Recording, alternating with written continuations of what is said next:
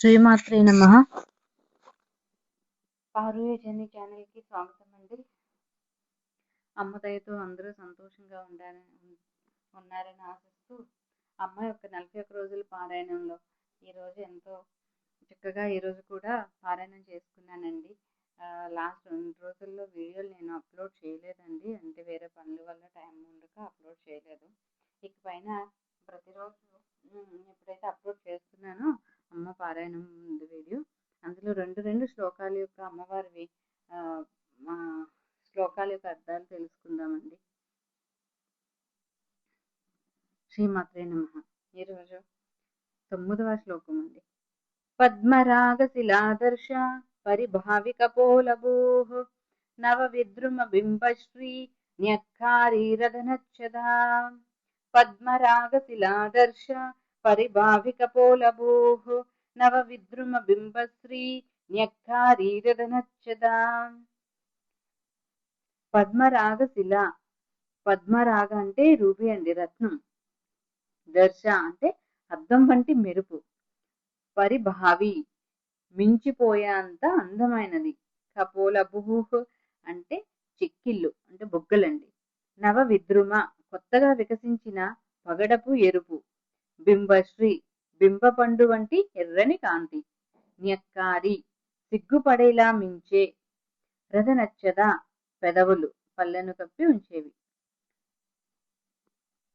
అమ్మవారి బుగ్గలు పద్మరాగ రత్నం కంటే ఎక్కువ కాంతితో మెరిసిపోతున్నాయంట. అమ్మవారి బుగ్గలు ఎలా మెరుస్తున్నాయి? రత్నం కంటే, రూబీ కంటే చాలా ఎంతో కాంతితో మెరిసిపోతాయంట. ఆమె పెదవులు కొత్తగా వికసించిన పగడపు తీగ లేదా బింబపండు ఎరుపును కూడా సిగ్గుపడేలా చేసేంత అందంగా ఉన్నాయంట. అమ్మ కదండి, అమ్మ సౌందర్యాన్ని వర్ణించగలమా మనం? ఎంతో అమ్మ పెదవులు ఎలా ఉన్నాయంట? వికసించిన పగడపు తీగ లేదా బింబపండు ఎరుపును కూడా సిగ్గుపడేంత ఎంతో అందమైన పెదాలు వికసిస్తూ ఉన్నాయంట. ఈ నామం అమ్మవారి దివ్య సౌందర్యాన్ని మాత్రమే కాదు, ఆమె మధురమైన వాక్కును, కరుణామయ స్వభావాన్ని కూడా సూచిస్తుంది. అమ్మవారి ఈ మనం సింపుల్ గా ఈజీ లాంగ్వేజ్ లో చెప్పుకోవాలంటే, అమ్మవారి బుగ్గలు రత్నం కంటే అద్దంలాగా మెరిసిపోతున్నాయంట. అద్దంలా మెరిసిపోతున్నాయంట. అంత అంటే ఎంతో అద్దానికి మించిపోయి చాలా ఎక్కువ కాంతితో మెరిసిపోతున్నాయంట. రత్నాన్ని కూడా మించిపోయినంత. ఆమె చెక్కిళ్ళు అప్పుడే వికసించిన ఎరుపు అంటే పగడం, అప్పుడే వికసించిన పగడము ఏ ఎరుపులో ఉంటుందో, లేదంటే బింబశ్రీ వంటి ఎర్రని కాంతి ఎలా ఉంటుందో వాటి కూడా సిగ్గుపడేంత అందమైన పెదాలతో అమ్మ ఉందంట. అమ్మ కరుణామయి కదండి, అమ్మ అలానే ఉంటుంది. మరి ఇది కేవలం బాహ్య సౌందర్య వర్ణనే మాత్రమే కాదండి. అమ్మవారి ముఖం ఎల్లప్పుడూ ప్రసన్నంగా ఉంటుందని, ఆమె పలికే ప్రతి మాట భక్తులకు ఆశీర్వాదంగా, ధైర్యంగా, ఆనందంగా మారుతుందని ఈ నామం అర్థం అండి. ఈ నామాన్ని భక్తితో జపిస్తే మన మాటల్లో కూడా మాధుర్యం, మనసులో ఎంతో ప్రశాంతత, జీవితంలో అమ్మవారి అనుగ్రహం కూడా కలుగుతాయని మన శాస్త్రాలన్నీ చెప్తున్నాయండి. ఈ అమ్మవారిని, ఈ నామం ఎప్పుడైతే మనం చదువుతామో అమ్మవారి యొక్క ఆ పెదాలు, అమ్మవారి యొక్క వాక్కు, అమ్మవారి యొక్క బుగ్గలు ఇవన్నీ మనకి ధ్యానంలోకి వచ్చి అమ్మని ఆ విధంగా ఊహించుకుంటూ ఈ పద్మరాగశిలాదర్శ పరిభావికపోలభూః నవ విద్రుమ బింబశ్రీ న్యక్కారి రదనచ్చదా అని చదువుకునేసరికి అమ్మ అలాగే మనకి ధ్యానంలోకి వస్తారండి. అమ్మ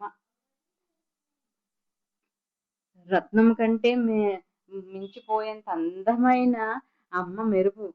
ఆ బుగ్గలు ఎలా మెరుస్తున్నాయి, ఆ పెదవులు ఎలా మెరుస్తున్నాయి అనేది మనకి ఆ ధ్యానంలో అమ్మని ఊహించుకుంటూ చక్కగా అమ్మని శ్లోకంలో మనం ధ్యానించుకుంటూ చక్కగా అమ్మది చదువుకున్నాం అనుకోండి, ఇంకే అలా శ్లోకాలన్నీ వచ్చేస్తాయి. ఇంకా అమ్మ మనకి ధ్యానంలో ఇంకా అలా వచ్చేస్తారన్నమాట. ఈ శ్లోకం చదివినప్పుడల్లా అమ్మని అలా ఊహించుకుంటూ చదువుకుందాం. నెక్స్ట్ నామం నేర్చుకుందామండి. శుద్ధ విద్యాంకురాకార ద్విజ పంక్తిద్వయోజ్వలా శుద్ధ విద్యాంకురాకార ద్విజ పంక్తిద్వయోజ్వలా కర్పూర వీతి కామోద సమాకర్షి దిగంతరా శుద్ధ విద్యాంకురాకార ద్విజ పంక్తిద్వయోజ్వలా కర్పూర వీతి కామోద సమాకర్షి దిగంతరా. అర్థం తెలుసుకుందామండి. శుద్ధ విద్య అంకురాకార పవిత్రమైన జ్ఞానం మొలకల వలె ద్విజ పంక్తి ద్వయ పై కింది వరుసలలో ఉన్న దంతాలు ఉజ్వల ప్రకాశించేవి. కర్పూర వీటిక కర్పూరం తాంబూలం. ఆమోద సువాసన. సమాకర్షి అంటే ఆకర్షించేది అని. దిగంతర అన్ని దిక్కులకు వ్యాపించేది అని. అమ్మవారి 2 వరుసల దంతాలు పవిత్రమైన జ్ఞాన మొలకల వలె తెల్లగా ప్రకాశవంతంగా ఉంటాయి. ఆమె నమిలిన కర్పూర తాంబూలం నుండి వెలువడే దివ్యమైన సువాసన అన్ని దిక్కులలో వ్యాపించి అందరినీ ఆకర్షిస్తుంది. ఈ నామంలో అమ్మవారి దంతాలను పవిత్రమైన జ్ఞానమొలకలతో పోల్చారు. అవి ఎంతో నిర్మలంగా ప్రకాశవంతంగా ఉంటాయంట. అలాగే అమ్మవారు సేవించిన కర్పూర తాంబూలం నుండి వెలువడే దివ్య సువాసన అనే దిక్కులలో వ్యాపించి భక్తుల హృదయాలను ఆకర్షిస్తుంది. ఈ నామం మనకు ఒక గొప్ప సందేశాన్ని ఇస్తుందండి. మన మాటలకు కూడా అమ్మవారి వాక్కుల మధురంగా సత్యంగా ఇతరులకు మేలు చేసేలా ఉండాలి అని అమ్మవారు ఈ శ్లోకం ద్వారా తెలియజేస్తున్నారు. ఈ శ్లోకంలో అమ్మవారి యొక్క పవిత్రమైన జ్ఞానదంతాలు మొలకలతో ఎందుకు పోల్చారండి?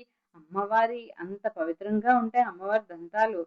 అవి ఎంతో నిర్మలంగా ప్రకాశవంతంగా ఉంటాయి.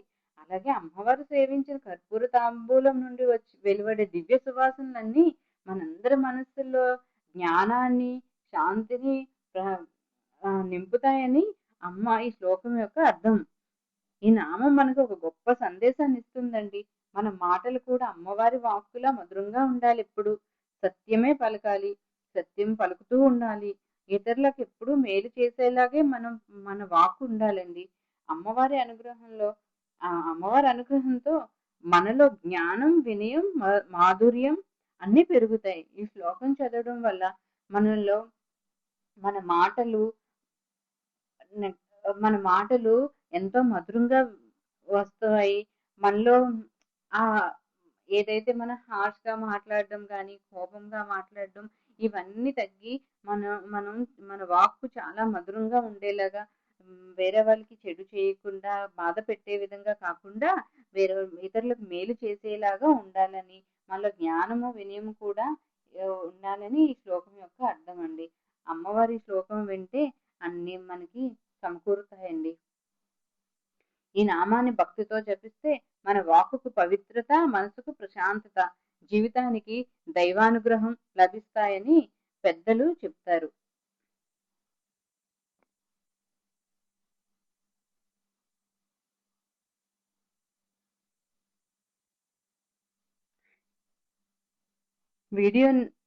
ఈ వీడియోలో ఈ 2 శ్లోకాలు చెప్పాను కదండి. చక్కగా నేర్చుకోండి. అమ్మవారి పారాయణం రోజు చదువుకోండి. రోజు 2 శ్లోకాలు చొప్పున నేర్చుకుంటే మీరు చక్కగా అమ్మవారి శ్లోకాలన్నీ అర్థం చేసుకొని చక్కగా చదువుతుంటే చక్కగా నేర్చుకోవచ్చండి. అమ్మని చక్కగా ధ్యానం చేసుకోవచ్చు. శ్రీమాత్రే నమః అండి. వీడియో నచ్చితే లైక్, షేర్ చేయండి. మరిన్ని భక్తి వీడియోల కోసం శ్రీమాత్రే నమః మన ఛానల్ని సబ్స్క్రైబ్ చేసుకోండి. శ్రీమాత్రే నమః అండి.